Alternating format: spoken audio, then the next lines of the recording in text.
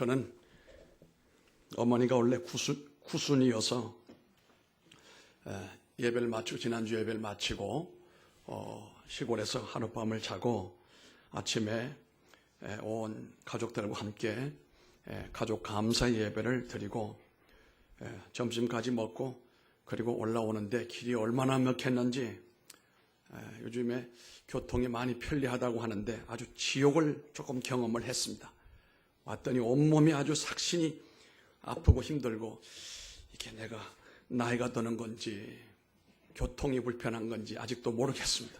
여러분들도 이 명절이 어찌 보면은 어릴 때는 한없이 기쁨이고 즐거움이지만 철 들고 보니까 부담이고 또 힘들고 이것도 고역이다 이것도.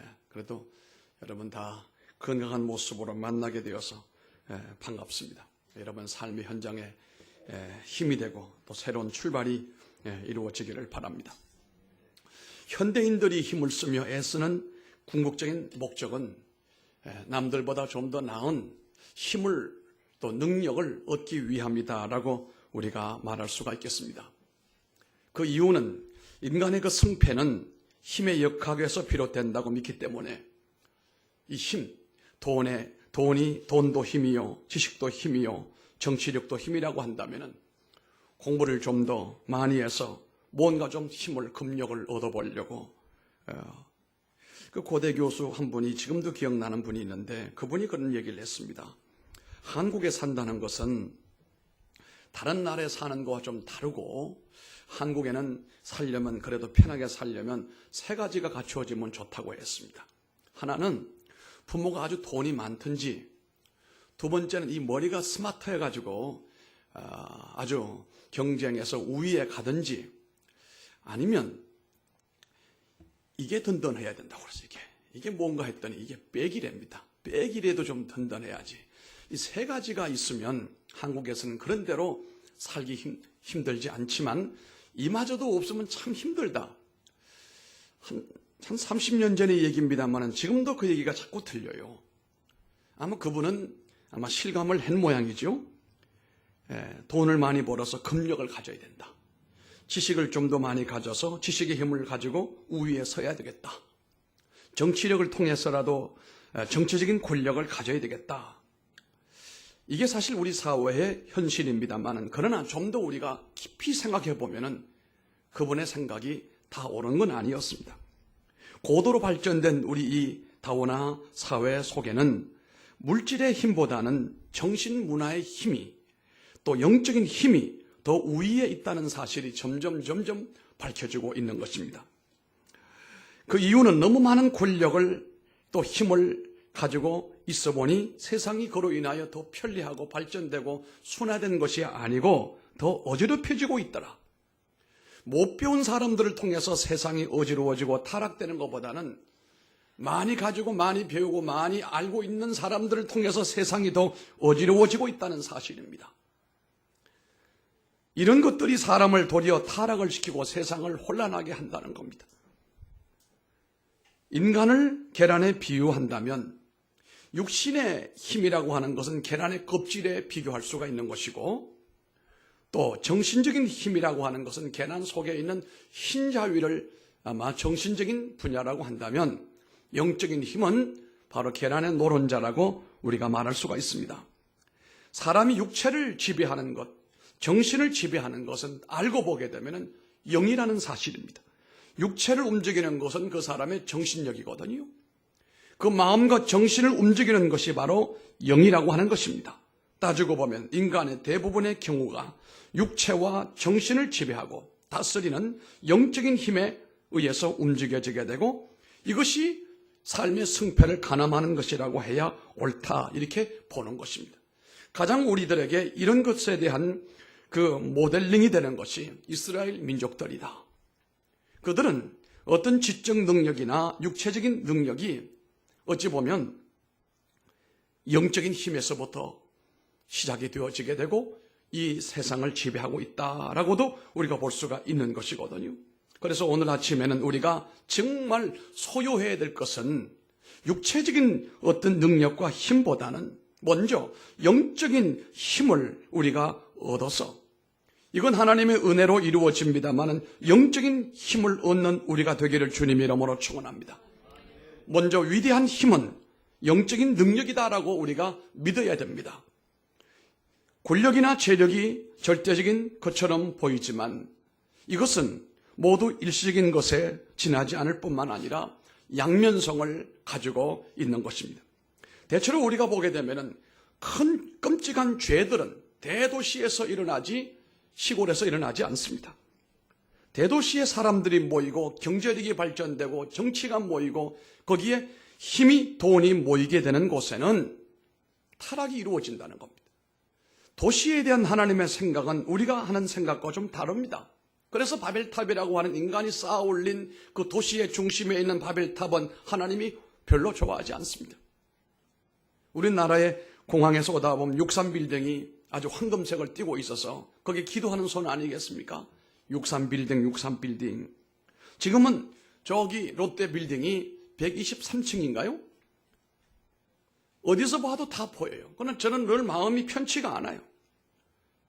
저렇게 인간이 쌓아 올린 저 바벨탑이 뭔 기쁨이 되겠는가? 하나님에게 기쁨이 되겠는가?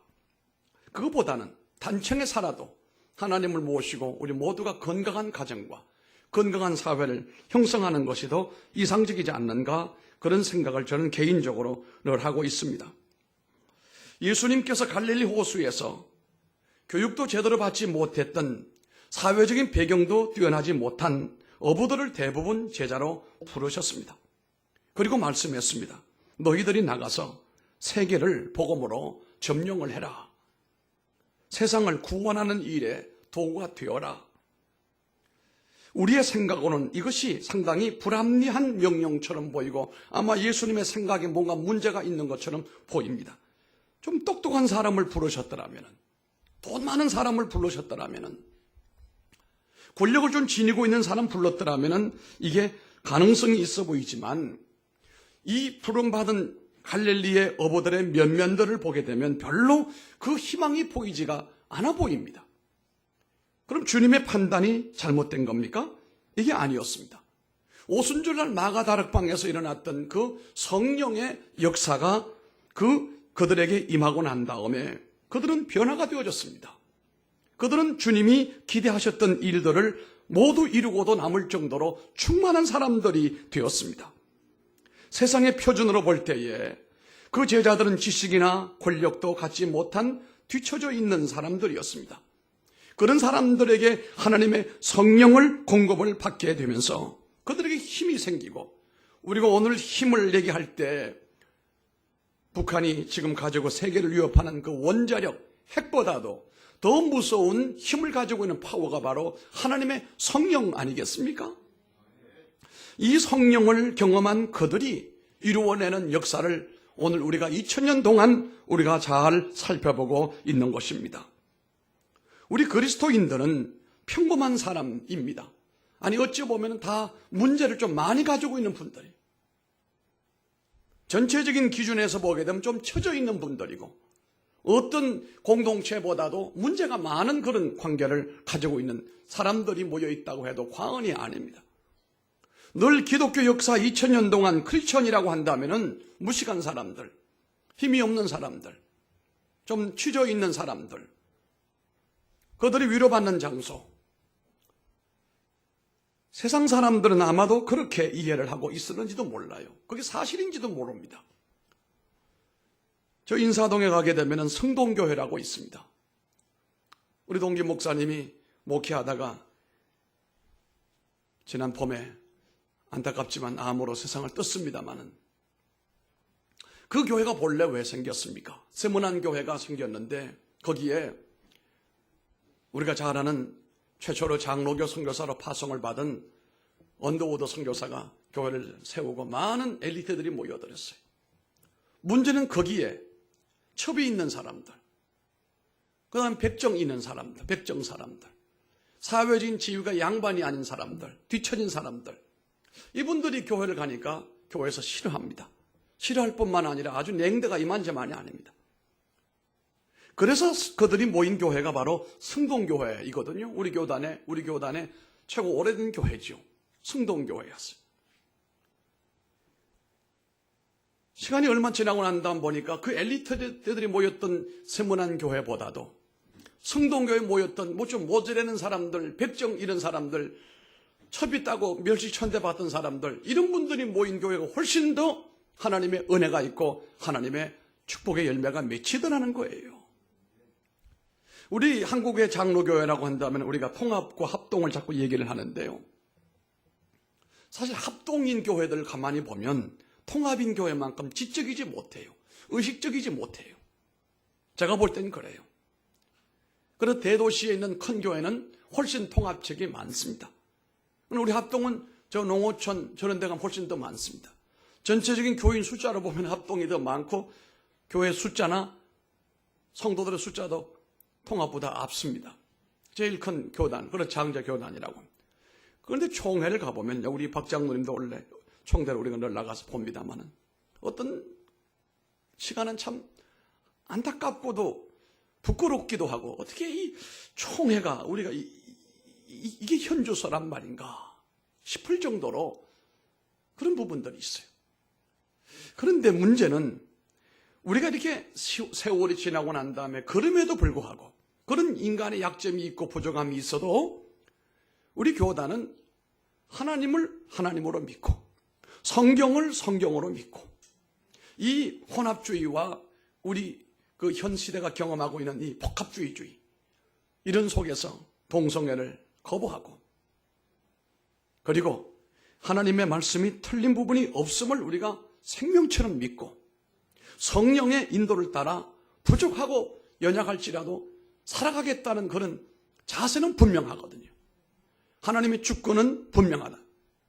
그래서 사실은 출발이나 모든 면들이 통합하고는 우리가 뒤지지만 결과적으로 따지고 보면은 하나님은 합동교단을 훨씬 더 부흥케 만들어 주셨어요. 이번 총회도 제가 가만히 앉아 있으면서 여러 가지 생각을 해보았습니다. 인간적으로 생각하면 똑똑하고 그리고 사회에 말썽 일으키지 않고 본을 보이고 훌륭하고 잘 나가면 물론 좋겠지요.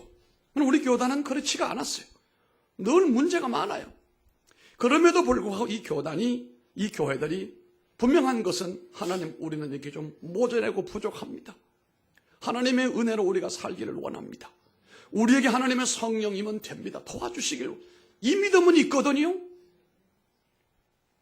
하나님이 이번에 제가 깨달은 바가 뭐냐 하면은 잘나고 뛰어난 것을 원하시는 것이 아니고 어떤 형편, 어떤 처지에 있을지라도 하나님을 하나님으로 인정하고 믿음으로 그분을 신뢰하고 따르고 믿는 가운데 그런데 그 사람의 의식이나 지식이나 모든 것이 부족하여 좀 흠이 있다 할지라도 믿는 그 믿음이 우선이지 온전케 되어지게 되고 사람들, 세상 사람들 앞에서 그럴듯한 그 모습이 옳은 것이 아니다는 사실이에요.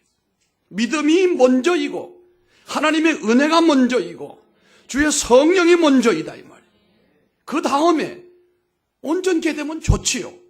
그렇게 되지 못하는 걸 그럼 어떻게 하겠습니까? 노력은 해야 되겠지만 총회할 때 앉아서 이렇게 보면 아이고 그래도 총대로 부름받아 이게 올 정도 되면 목사님들이 750명, 장로님이 750명이 왔는데 그럼 교회에서나 노회에서나 엘리트들이 온 거 아니겠습니까? 근데 그분들이 엮어나가는 회의 진행을 가만히 보면은 제가 미국에서 총회할 때 가서 본 것은 그분들은 정말 신사입니다. 총회장 뽑으려고 우리처럼 금전 이 선거 운동을 뭐 몇 억을 썼네 무슨 몇십억 이런 얘기가 없습니다. 그분들끼리 서로 말하지 않아도 누구를 좀 뽑으면 좋겠다. 그리고 그 사람에 가서 좀 부탁을 해요.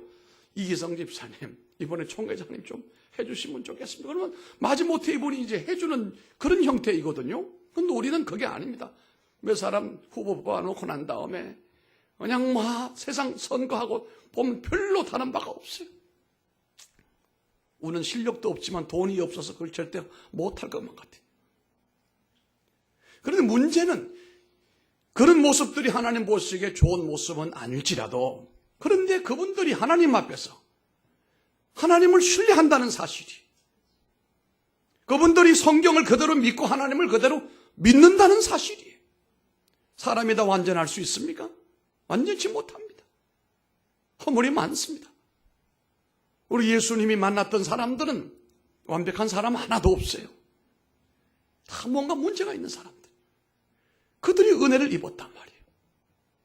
우리는 세상의 힘을 가지고 자만하지 말고 하나님 주시는 은혜와 성령의 힘을 받도록 해야 돼요. 그렇지 않으면 사람의 힘으로 서 있는 사람은 반드시 넘어지고 반드시 쓰러지고 역사의 뒷면으로 사라질지라도. 여러분, D.L. 무디 목사님이 뭔 대학을 졸업을 했습니까? 고등학교를 졸업했습니다. 초등학교 중퇴자 아닙니까? 구두 닦던 사람 아닙니까? 보스턴 뒷골목에서. 그런 사람이 미국을 뒤집어 놓았던 것은 세상적인 능력이 아니고 하나님의 은혜와 성령이다, 이 말씀이에요. 답이 나왔습니다. 우리가 이 세상을 살아가면서 어떤 지적 능력이나 금력이나 정치력을 이것을 붙들려고 하지 말고 하나님의 위대하신 능력, 성령의 능력 말이에요. 그 파워를 우리가 간직하는 우리 성도들 되시기를 주님 이름으로 축원합니다. 18세기 유럽의 정신 문화는 오늘 우리 21세기의 문화보다도 훨씬 더 탁월했던 것을 보게 되어져요. 물론 우리 21세기에 와서는 우리가 보면 융합산업과 융합과학이 꽃을 피우고 있는 것도 사실입니다. 그는 18세기에 일어났던 종교개혁과 더불어 이 교회의 부흥과 더불어 개신교회의 부흥과 더불어 일어났던 모든 사회적인 변화와 비교해보면 전혀 비교가 안 될 정도로 미미합니다. 18세기에 일어났던 사회적인 변화는 과연 폭발적이었습니다. 왜 그랬을까요? 마르틴 루터의 종교개혁이기 때문에 그랬습니다. 그가 죽음의 길목에서 구출함을 받아서 저 산골짜기에서 거기서 숨어서 이 라틴어로 된 성경을 독일어로 번역을 하지 않았습니까? 성경을 읽어 눈이 열린 유럽 사람들의 마음이 움직여지기 시작을 합니다. 그때 하필이면 인쇄술이 개발이 돼가지고 책자가 나오기 쉬웠습니다. 영적인 자각이 일어나기 시작을 했습니다. 그들이 영감을 받아서 훌륭한 음악을 작곡을 했는데 그 음악이 오늘날도 우리가 명곡이라고 하지 않습니까? 문학을 발전을 시켰습니다. 철학을 발전시킵니다. 예술을 부흥을 시켰습니다. 지금까지도 그 클래식 되어져 있는 그 모든 유물을 오늘 우리가 누리고 있는 겁니다. 제가 작년에 갔던 독일의 라이프치히에 가면은 루터가 그곳에서 목회를 했습니다만은 거기서 음악으로 하는 사람이 변화되어 세비스찬 바, 존 세비스찬 바라고 하는 이분은 이 루터가 종교개혁을 했을 때 음악인으로서 그 편에 섰어요. 가톨릭의 음악을 버리고 개신교의 음악을 하기 시작을 합니다. 그래서 루터도 상당히 이 작곡 작사를 많이 했습니다. 거기에 바람을 넣어줬던 분이 바로 우리가 잘 아는 바하예요.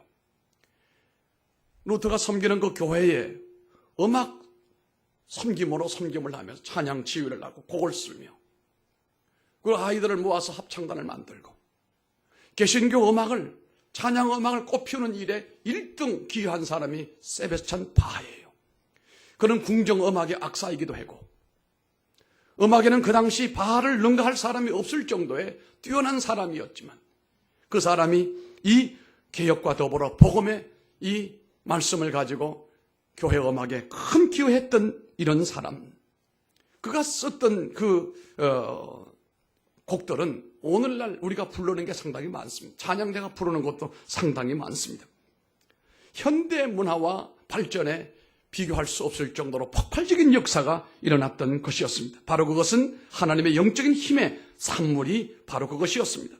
불가능을 가능하게 하는 힘의 근원의 힘이 바로 우리 하나님에게 있다는 사실, 예수 그리스도로부터 성령으로 인하여 온다라고 하는 이 스피리추얼 파워, 성령의 힘, 오늘 이것을 우리가 붙들어야 됩니다.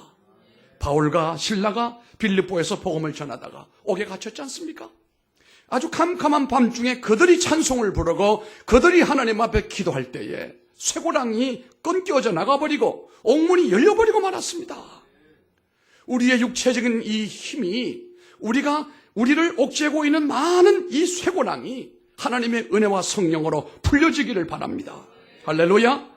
우리의 마음 속에서 영적인 힘이 역사함으로써 우리 안에 있는 여러 가지 낙심되는 어두운 부분들과 약점들과 난관들을 이겨내고 승리하게 되기를 바랍니다. 우리 그리스도인들은 이 영적인 힘을 공급을 받아야 이 세상에서 믿음의 사람으로서 승리하며 우리의 믿음을 우리 후손들에게 천대까지 이어주게 할 수가 있을 줄로 압니다. 영적인 힘의 중심지는 바로 교회가 되어야 됩니다. 이 120명의 제자들이 마가다락방에서 모여 기도할 때 놀라운 하나님의 성령의 이 파워를 그들이 공급을 받는데 그곳이 바로 교회였습니다. 그 힘의 진원지가 바로 교회였습니다. 그래서 그곳에 교회가 생겼습니다. 세상 사람들이 보기에 교회는 무능한 사람들이 모이는 곳이고 비생산적인 단체처럼 보일는지 몰라도 로마의 권력이 그들로 인하여 망했습니다. 헬라의 문명이 그들에 의해서 쇠퇴했습니다. 군주와 제왕의 권력이 그들에 의해서 사라져 나갔다는 사실입니다. 지난 2000년 동안의 그리스도인의 이 그리스도의 교회는 역사의 흥망성쇠를 지켜보았을 뿐만 아니라 이것을 이끌어 나갔던 증인이었다는 사실이에요. 교회는 영적인 힘의 중심지가 되어야 됩니다. 우리 동산교회는 이 동산마을, 이 지역에 영적인 힘의 중심지가 되어야 됩니다. 이 어두운 사회를 비추기 위하여 우리 교회가 자라나기를 바랍니다. 한 번은 뉴욕시가 정전을 통해 가지고 암흑 세계가 된 적이 있었습니다. 엘리베이터가 멈췄습니다. 집에 사용하던 히터가 그리고 냉장고가 멈춰버리고 말았습니다. 26시간 동안 암흑 천재가 됐습니다. 이때 뉴욕타임즈 기자가 썼던 헤드라인이 뭐냐고 하면 뉴욕도 암흑가가 될 수가 있습니다 라고 했습니다. 지옥이 딴 게 아닙니다. 힘 떨어지게 되면 지옥입니다. 우리 믿음의 성도들이 이 은혜와 성령이 충만할 때는 어떤 환경, 어떤 여건에서도 낭망하지 않아요. 불평이 없어요. 원망이 없어요. 그저 감사하고 만족한 거예요. 무한한 가능성이 보이는 거예요. 이들이 나가서 뭘 하든지 하나님께서 거기에 은혜를 주시고 복을 주시니까 잘 됐어요. 꼭 무슨 좋은 대학을 나와서가 아닙니다. 좋은 기업의 원화가 되어야 되는 게 아니었어요. 하나님께서 그들을 통하여 일궈내는 역사가 대단했다는 사실입니다. 오늘날 교회가 영적인 힘을 잃어버리게 되면 교회뿐만 아니라 사회가 어두워지고 침체되어지게 됩니다. 여러분이 교회에 출석하신 것은 영적인 힘을 공급을 받아서 여러분이 가는 그곳에서 내 영혼에부터 먼저 하나님의 은혜가, 하나님의 역사가 내 가정에 이 놀라운 능력이 나타나고 우리가 가는 그곳에서 하나님의 빛을 드러낼 수 있게끔 하라고 하시는 목적이 있는 것 아닙니까? 오늘 우리 중에 영적인 힘을 공급받아서 그 은혜가 우리의 심령을 그리고 우리의 사회와 우리의 환경을 변화시켜 나가게 되기를 주님 이름으로 축원합니다. 어리석은 사람들, 모자라는 사람들이 모여 있었는지 몰라요. 그러나 그들이 하나님의 능력으로 살아갈 때는 달라진다 이 말입니다. 어떤 고등학교 선생님이 늘 말은 안 하지만 교회, 학교에서 공부 못하는 놈들이 교회 다니는 사람. 그래서 어떤 공부 되게 못하면 뭐라고 하냐, 야 이놈아 넌 신학교를 가라. 아주 비하하는 사람이었어. 자기 반은 공부 못하는 사람이 대부분 예수 믿는 사람. 오죽 아주 경망스럽게 꼴찌가 교회를 열심히 다니. 야 이놈아 너는 신학교를 가라. 왜? 신학교는 수학을 시험을 안 보니까. 신학교는 이런 사람도 받아주니까.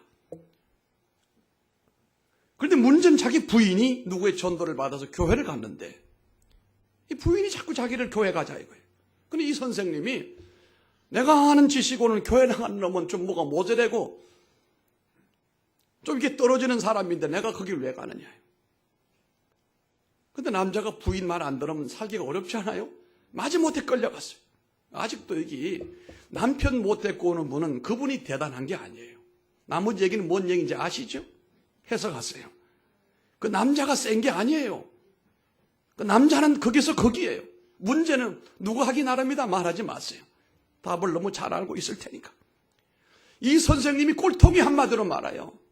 예수 믿는 사람들을 멸시하고 정오하는 사람이에요. 그런데 부인이 자기를 자꾸 가자고 하니까 안 간다고 그랬겠지 처음에는. 할 수 없이 끌려 나갔어요.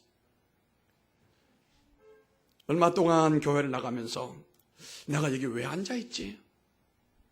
여기 다 사람들이 그렇고 그런 사람일 텐데.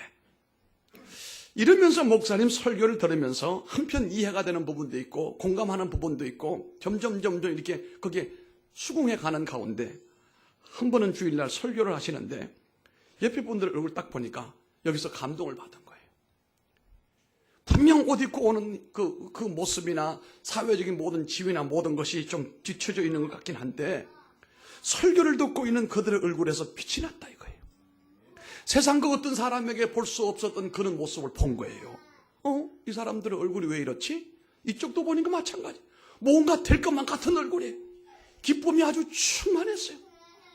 이런 사람들의 모습은 화장을 잘해서 보는 모습이 아니었어요. 뭔가 그 얼굴의 모습이 기대감이 있고 기쁨이 있고 즐거움이 있고 세상의 그 어떤 조건으로 된 얼굴들이 아니었어요. 참 이상하네 이 사람들. 이러면서 이 사람도 점점 변하여 하나님의 은혜 속으로 빠져들어가서 깨달아진 바가 있었어요. 본래 이 사람들이 좀 부족하고 모자라지만 하나님께서 은혜를 주시는구나. 하나님이 성령으로 역사하시는구나. 하나님의 도우심이 나타나고 있구나. 이게 믿음이로구나. 내가 이제까지 앞장세웠던 그 별것도 아닌 지식을 가지고 그걸 가지고 사람들을 멸시하고 천대했던 그것이 얼마나 부끄러워졌는지. 선생님이 달라졌어요. 공부가 다가 아니로구나. 인간이 건강한 인간 돼요. 행복하게 살고 그리고 가정을 이루고 사회를 아름답게 만들어가면 되는 거지. 꼭 그렇게 1등이 필요하지 않는 곳이로구나. 선생님이 달라졌어요. 선생 달라지면 학생들은 금방 달라지게 됩니다. 이 사람으로 인하여 학교가 달라졌어요. 이 사람이 깨달음이 되니까 주변 사람들에게 자꾸 얘기를 합니다. 주변의 사람이 이분이 1년에 전도한 사람이 500명이 됐다는 거예요. 500명이. 여러분도 은혜가 되기를 바랍니다. 자기가 가지고 있는 편견이나 자기가 알고 있는 그것만 우겨대지 말라 이거예요. 언젠가 실수해도 실수하고 언젠가 후회해도 후회합니다. 왜? 그게 어리석은 것이니까요. 영적인 힘에 접촉이 되어졌을 때에 우리의 마음에 빛이 비춰지게 됩니다. 언제 누가 제게 이렇게 코털을 깎는 기계를 하나 줬어요. 그런데 아침에 그걸 쓰는데 이게 움직이지 않아요. 고장이 났나? 왜 이렇게 움직이지 않지? 혹시나 해서 배터리를 하나 다시 끼워봤더니 이게 엥 하고 돌아가는 거예요. 이게. 또 느꼈어요. 아무리 좋아도 배터리 끊어지게 되면 이게 고장과 똑같은 현상이다. 이게. 배터리만 들어가고 에너지만 들어가는 이렇게 잘 돌아가는 거를 혹시 여러분 착각한 건 아닌지 몰라요.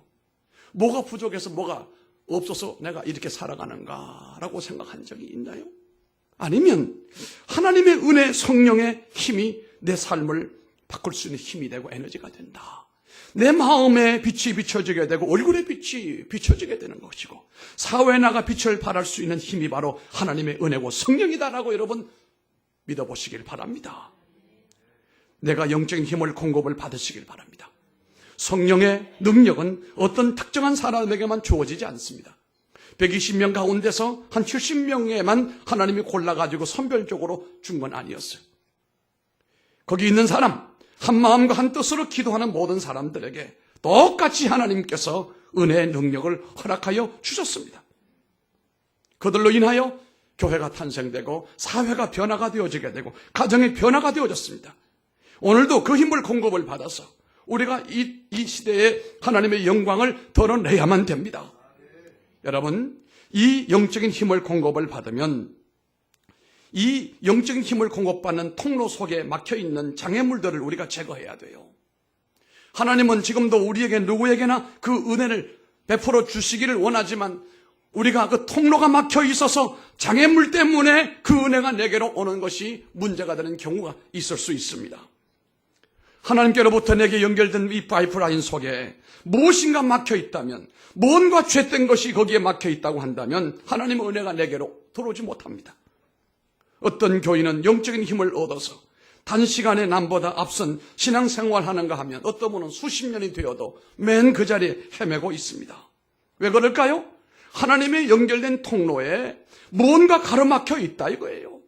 이 문제를 해결해야 된다는 겁니다. 이 죄를 회개해야 된다 이 말입니다.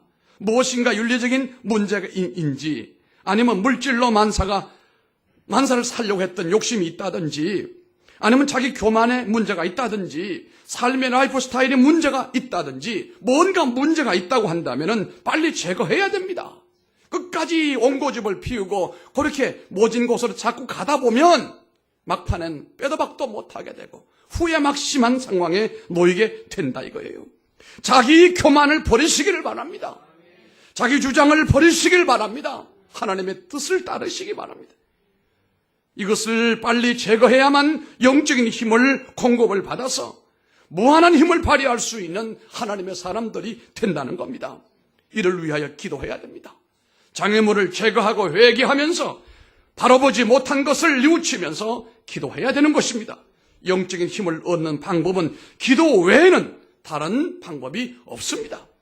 실패하는 사람들은 부정적인 인격을 가진 사람의 생각이나 말을 자꾸 듣고 그로부터 영향을 받음으로 그렇게 되잖아요. 반면에 성공하는 사람은 성공하는 사람의 인격을 늘 본받으려고 노력을 할 뿐만 아니라 그분처럼 살아가려고 하는 그 모습, 그 힘에 의해서 성공의 길을 걸어갈 수가 있는 것이거든요. 이게 멘토라고 하는 겁니다. 날마다 하나님과 늘 접촉이 되어 있는 기도의 생활을 하면 영적인 힘을 공급을 받을 수가 있고 이런저런 불평과 원망이 싹 사라져버리고 말거든요. 그리스도 인격에 접촉이 되어서 무한한 하나님의 힘을 공급을 받게 되어지게 되면 능치 못함이 없는 사람으로 하나님께 쓰임받게 될 줄로 믿습니다. 바로 그 힘의 원천은 기도하는 것입니다. 그리고 믿음을 활용해야 됩니다. 믿음대로 생활하시길 바랍니다. 이게 이제 문제거든요. 이걸 가리켜 우리 의식이라고 하는데요. 내가 믿습니다. 하나님 말씀을 믿고 하나님을 믿습니다. 그럼 그것이 우리의 삶에 그대로 이렇게 적용이 되어져야 될 텐데 사실 저부터 이게 좀 문제가 많아요. 우리 여기서 믿습니다. 아멘을 잘하는데 집에 돌아가면은 조금 문제가 있어요. 제가 늘 자주 하는 얘기 그겁니다. 어떤 할머니가 시골교회에 그렇게 기도를 많이 해요. 새벽기도 빠지는 법이 없어요. 해가 떠오를 때까지 새벽기도를 매일 하는 분이에요. 얼마나 믿음이 좋아요. 그날도 다 기도하고 나니까 해가 이만큼 아침에 떠오르니까 이제 집으로 내려가는 길 오른쪽에 호박밭이 이렇게 있는데 보니까 그날 하필이면 왜 그렇게 호박밭에 호박이 이렇게 보이는지 아이고 저걸 따가지고 가서 내가 호박찌개를 먹으면 참 좋겠다 이런 생각이 또 떠오르니까 그냥 찬송 부르면서 밭에 들어가서 치마를 탁 덮어가지고 하나 딱 땄어요. 자기 호박밭이 아니라는 사실이지 이게. 그리고 집에 와서 아무런 죄책감이나 신앙의 어떤 가책을 못 느끼고 호박찌개 끓여서 잘 드셨단 말이에요. 그 뭐가 문제냐. 왜 그렇게 기도하는 분이 왜 남의 호박밭에 들어가며 호박을 왜 따와가지고 먹느냐. 잘못된 거지요. 그러나 그분이 새벽 기도하고 깨어 기도하는 그건 잘못된 거 없잖아요. 이게 믿음과 의식 차이라 이거예요. 우리가 믿었으면 그 믿음이 삶의 현장에 그대로 적용된다면 신앙의 의식도 뛰어나다라고 말할 수가 있습니다. 이것은 어찌 보면 교육이 좀 더 높은 사람들이 좀 더 낫지요. 그러나 우리 힘쓰시길 바랍니다. 믿음대로 살아가시기 바랍니다. 믿음대로 활용하시길 바랍니다. 언제나 내 지식이나 편견을 가지고 의심할 때는 영적인 힘을 잃어버리게 됩니다.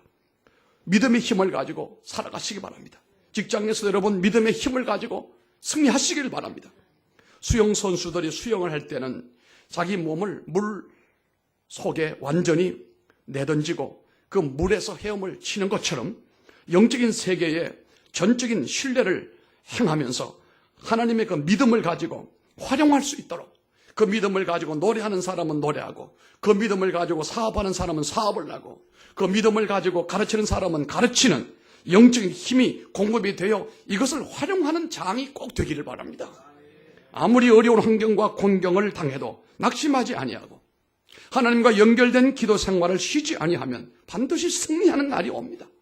원수가 침입해도 신앙적으로 그침이 없이 항상 하나님과 영적으로 통하는 통로를 통해서 유지해 나가면 그 통로로부터 그 원수가 침입해 오는 그 통로가 하나님의 축복이 오는 통로가 될 수도 있습니다. 이런 성도에게 때로는 모함을 당하고 손해를 보고 고통을 당해도 계속해서 기도하며 믿음으로 살아가면 반드시 하나님의 손길을 체험하게 됩니다. 혹시 여러분의 생활 가운데 실패와 좌절의 경험이 있습니까?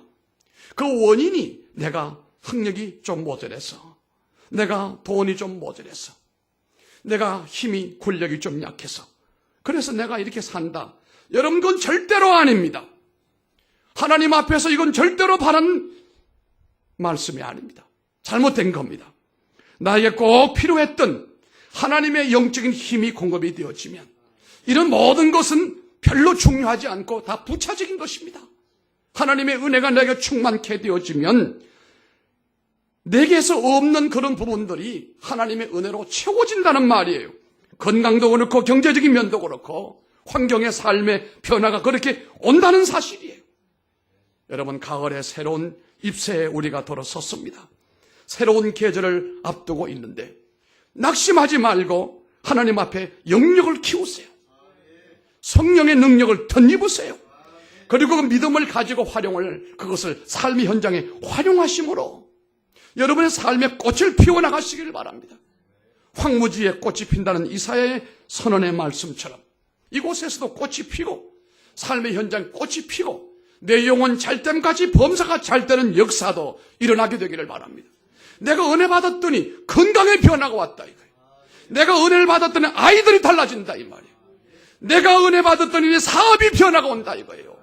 영역의 힘이라는 사실이. 기도하겠습니다.